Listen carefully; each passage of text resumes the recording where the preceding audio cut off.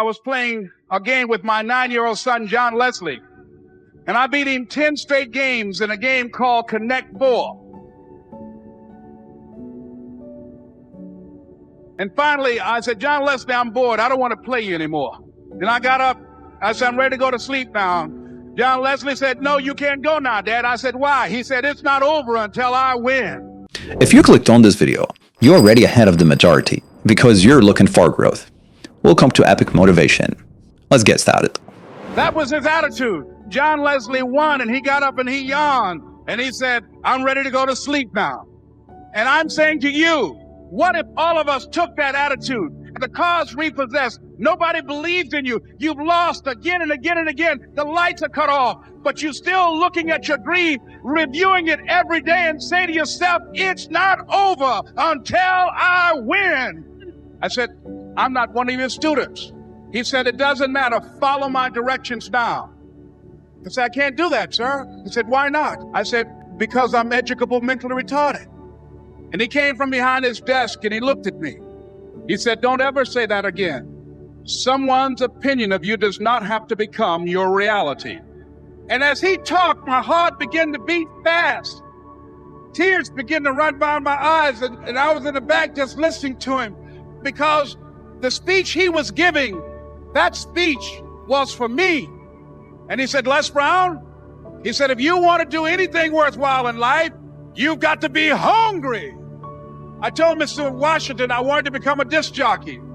And so I started working to develop myself. He said, I want you to practice every day being a disc jockey. I said, but I don't have any job now. He said, it doesn't matter.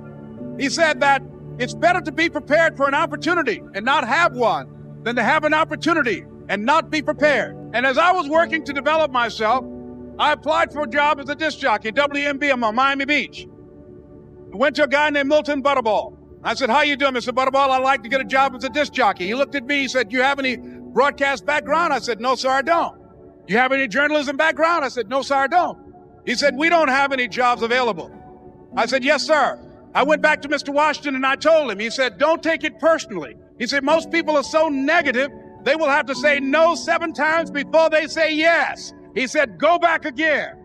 So I went back again. I said, how you doing, Mr. Butterball? My name is Les Brown. He said, I know what your name is. What do you want? I said, I'd like to know whether or not you have any jobs as a disc jockey, sir. He said, didn't I just tell you yesterday we didn't have any jobs? I said, yes, sir, but I know whether or not somebody got laid off or somebody was fired, sir. He said, no one was laid off or fired. Now get on out of here. I came back the next day like I was seeing him for the first time. I said, hello, Mr. Butterball. How are you? He looked at me with rage. He said, go get me some coffee. I said, yes, sir. If you want a thing bad enough to go out and fight for it, to work day and night for it, to give up your time, your peace, and your sleep for it, if all that you dream and scheme is about it, and life seems useless and worthless without it, and if you gladly sweat for it and fret for it and plan for it and lose all your terror of the opposition for it, and if you simply go after that thing that you want with all of your capacity, strength and sagacity, faith, hope and confidence, and stern pertinacity, if neither cold poverty, famish or gulf, sickness or pain or body and brain can keep you away from the thing that you want, if dogged and grim you besiege and beset it, with the help of God you'll get it. I was in my comfort zone. I was doing just enough to get by. I was working on a job. They paid me just enough to keep me from quitting, and I worked just hard enough to keep from getting fired. How many know people like that? Blink your eyes if you understand what I'm talking about. I was powerful. I knew I could do more. But when my mama died, it took something out of me. When I went through a divorce, it took something out of me. When my best friend died, it took something out of me. I paused, and somebody said that life is like an onion. You have to peel it one layer at a time, and sometimes you cry. Life's going to happen to you when you have a dream. You're going to get slapped around, and don't take it personal. Don't ask, why did this have to happen to me? Why not you? Who would you suggest? You want to give us some names, some email addresses? And don't tell everybody. 80% don't care, and 20% glad it's you. It's called life. Suck it up and move on. Get over it. And I went to get him some coffee. After a while, I would get their lunch and dinner, and I would go in the control rooms and take the disc jockeys their food, and I would not leave until they would ask me to leave. One Saturday afternoon, while I was at the radio station, a guy named Rock was drinking while he was on the air. I was the only one there, looking at him through the control room windows, walking back and forth, young, ready, and hungry. Pretty soon the phone rang, and it was the general manager. And I answered the phone. I said, hello? He said, Les, this is Mr. Klein. I said, I know. He said, Rock can't finish his program. I said, I know. He said, would you call one of the other DJs in? I said, yes, sir. I hung the phone up. I said, now he must think I'm crazy. I called my mom and my girlfriend, Cassandra. I said, y'all turn up the radio and come out on the front porch. I'm about to come on the air. I waited for about 20 minutes. And I called him back. I said, Mr. Klein, I can't find nobody. He said, young boy, do you know how to work the controls? I said, yes, sir. He said, go in there and don't say nothing here. I said, yes, sir. I couldn't wait to get behind those controls. I put on an old Stevie Wonder record called Fingertips. I sat down behind that turntable. I said, look out, this is me, LB Triple P. Les Brown, your platter playing papa. There were none before me, and there will be none after me. Therefore, that makes me the one and only. Young and single and love to mingle, certified, bona fide, indubitably qualified to bring you satisfaction, a whole lot of action. Look out, baby, I'm your love man. I was hungry. I was hungry. You got to be hungry.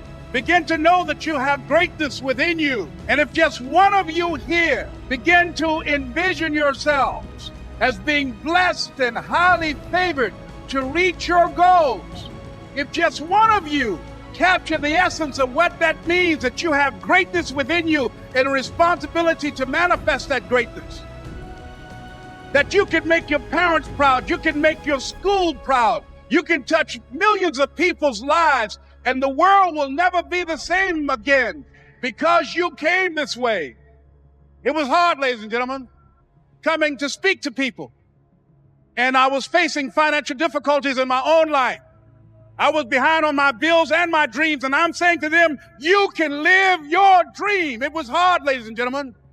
It was very difficult to pick myself up each day believing that I could do it. There were times that I doubted myself. I used to ask myself, can I do this? And something said within me, you're the one. Don't give up on your dream. By continuing to push forward, by continuing to run toward my dream, that one day I would have my own talk show. It's a long shot, ladies and gentlemen, from Liberty City, an abandoned building on a floor, never knowing my mother or father. It's a long shot. Being here with you today in this dome in Atlanta, it's a long shot. No college training, labeled educable, mentally retarded, but I kept running toward my dream. Don't stop. Don't stop running toward your dream. Many of us have genius within us. We have ideas. We use it for the company. We put in long hours, 60, 70 hours a week. We'll break our backs for the company. But when it comes to us, when it comes to using our genius in our own behalf, taking a chance with our own creativeness, acting on our own dreams and ideas, somewhere along the line we get paralyzed. We find some reason not to do it. Oh, I did that. I'm not as good as they are. I don't have their education. I felt inferior because I never had a college education. So I felt inferior. I thought people with college education were the most intelligent people in the world. And I felt inferior and intimidated by them. So I wouldn't want to speak before people that had more education than I did. What? Come on, Les, you can do that. Oh, no, I can't. Les, you're a good speaker, man. You can just communicate with people, period. There's just some things I just don't know. And can I pass? Get somebody else. I got a friend, man. This guy has a master's degree. He's real good. Get him. But I'm not the one to come speak to that group. See, I didn't know what I had in my hands. And fortunately, I had somebody around me who saw what I had and was willing to work with me until I could see it too. See, that's what many times we have to have. Somebody could look beyond our faults and see our needs and hold that vision until we are able to capture that vision ourselves. How do we handle some fears? I was talking with my friend, Pat Johnson. Here's one thing she said. If you got a real major fear, she said, take a deep breath and see yourself strong enough and more than able to handle that fear, whatever it is. Everybody take a deep breath. Whatever that feels, just feel that you have the strength and the power and the capacity to handle it. Another friend of mine named Ron Weiner, he says, when I'm confronted with a fear, I just practice the art of looking beyond the fear. I go behind it and see it already completed, see it already resolved. And then I carry myself accordingly as if it already is taken care of. That dispels the fear for me. Another friend of mine by the name of Jack Wilson said, when I experience fear, I think about when I was in Vietnam and what I handled back then, and I look at what I'm dealing with right now. And the fact that I survived that, the fact that I had other kinds of situations that were close calls, or that I was overwhelmed with fear and I came through it, then I look at this and says, this is nothing here. And we've all had that experience, what Jack had. How many of you had some situations that you were in that you were overwhelmed with fear? You didn't know how you're going to come out, how you're going to survive. And you did. You survived and you didn't die. So what you got to do, whatever that was, whatever that state of consciousness, whatever that self-confidence that you had, however you stood up within yourself, here's what we know: you survived. Here's what we know: you're still here. You didn't die. Hello, you did not die. You didn't die. You hear that? You didn't die. You're here right now. You got it and you handled that fear. You kicked it out of there. Remember that play Color Purple? I remember when Albert told the girl she couldn't go with Suge, but she was afraid. She felt incompetent, and he said, where you going? You can't talk. Suge can talk. You ugly. You dumb. You got class. You ain't got nothing. Where you going? You ain't gonna make it. You're gonna fail. She said, look here, I might be ugly. I might be dumb. I might can't talk. She said, but I'm still here. And so as you begin to look at the fears in back of you, you came through those fears and you're still here. See, that's a testament about how powerful you are. And so whatever the volcano is, you have the capacity to take that volcano on, the capacity to jump in it and find your true identity. Here's another thing that keeps a lot of people from taking on the volcanoes and jumping into the challenges that they're confronted with: the fear of making mistakes or not feeling good enough. Guess what? You're going to make some mistakes. You're going to make a lot of mistakes. Guy said this, and it's true. He said, the person who has never made a mistake hasn't done anything. If you're going to make some mistakes, if you want to do something out here, you're going to fall flat on your face. You're going to be criticized when you come out into the arena called life. You're going to feel awkward and stupid and dumb sometimes. It goes with the territory, but it's okay. What's important is that you bring your stuff out here. Are you good enough? Prepare yourself. See, there's no substitute for competency. A positive attitude won't get it. Being enthusiastic won't get it. So you got to prepare yourself. You've got to develop yourself. You've got to practice. You've got to work. You've got to do your homework. You got to do your research. See, a lot of people have a yes, I can attitude, but a no, I can't aptitude. And competency builds confidence. And confidence feeds into competency. See, the better you become, the more confident you feel. And the more confident you feel, the better you want to become. You realize that you have no ceiling, that you can better whatever you've done so far. You can beyond that. You don't become cocky and arrogant, feeling that you've already arrived, as most people have. And that's why they've settled for less than what they rightly deserve in life, because they feel they have arrived and they say, well, I can rest now. I can rest on my laurels now. I've made it. No. Long as you're breathing, you've got some more work to do. There's something else for you to achieve. The publisher of USA Today said that unless you've made some major mistakes in life, you haven't started living yet. So a lot of people, if you've never made any major blunders, made some major mistakes, lost some serious money, taken some serious risks, you haven't started living yet. You don't call that living. Not rocking the boat, going through life quietly, tiptoeing safely to an early grave. No. You got to take some chances. You want to bring some adventure to your life. See, a lot of people, because they don't want to make any mistakes, it takes us to the next level. A lot of people don't want to fail. Fear of failure, fear of success, and guess what else? Fear of the unknown. I saw a guy last week, came up to visit me, haven't seen him for years. Bob Boyd from Columbus, Ohio. Bob Boyd introduced me to motivational tapes, introduced me to a lot of motivational speakers and positive thinking. Bob Boyd, that I know has been involved, personally I know, and I've been involved in business deals with him. Bob has had at least 30 failures that I know, 30 business failures since I've known him, since 1972. Incredible. So I wanted to hear this deal that Bob was bringing me. Les, I've got to talk to you. So he came in the traditional Bob Boyd fashion. Hello, Les, how you doing? Bob said, Les Brown, I've got a deal. You know, you get exposure to a lot of people. Man, I've got a deal. I'm thinking, does he want me to join Amway? What is this? Man, I've got something going. Man, this thing, man, Les, it's a money machine. Tell me about it, Bob. But here's what was going on in my mind. Bob didn't mention anything about all the losses, deals we'd lost some money on. It never came up in conversation. It was like, this is the first deal he ever brought me. I said, what courage? You know what Winston Churchill said about courage? He said, courage is the ability to go from failure to failure without losing enthusiasm. So you want to courageously hold on to your dream and not lose enthusiasm. See, Bob has not internalized failure. Things just didn't work out the way he wanted them to work out. He's still looking for his pot of gold at the end of the rainbow. Les, let me tell you something, man.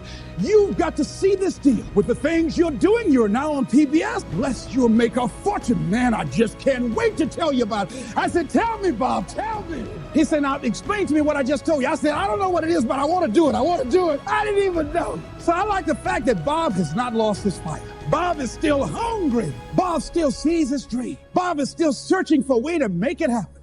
He doesn't care about people talking about it.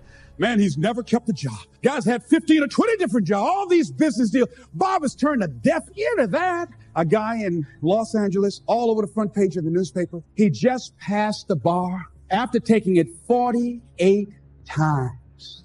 He had more than enough reason and excuses not to take it. His son has a law firm. He could have been a legal assistant, a clerk. And people all of a sudden used to laugh at this guy. He was a laughing stock. Are you taking the bar lately? People will do that too. You know, people talk about John Kennedy Jr. failing the bar. Did you read in the newspaper that he passed? I didn't see that, but did they make a bigger deal about him passing as they did when he failed? No, you know why? People like to see you fail. They like to see that.